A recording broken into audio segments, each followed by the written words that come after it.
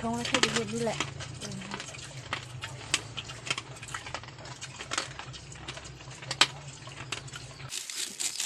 โต๊ะวิธีวิธีแตงแต่เกลือหมูเห็นไหม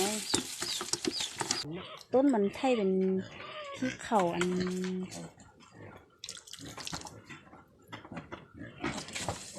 จะส่งแค่3 เทื่อแล้วมันไทยดีนั่นนึงอ่ะไข่นั่นนึง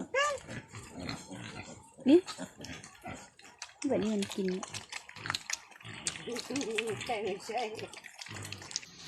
ขับท้องแล้วไทยขี้เข่าเป็นน้ำและเฮาอันเอายาสมุนไพรดีท้อยกินได้ค่ะแล้วเหมือนแบบนี้มันไทยขี้เป็นแบบนี้แหละไทยเป็นแบบนี้แหละ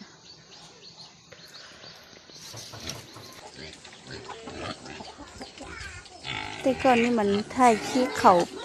าเป็นน้ำแล้วเฮาใส่ยาเลยก็บ่ดีบ่ให้นะบัดนี้เฮามาใส่ยาสมุนไพรนี่คือว่าใส่ได้3 มื้อ4 มื้อนี่ก็คือว่าได้ดีแล้ว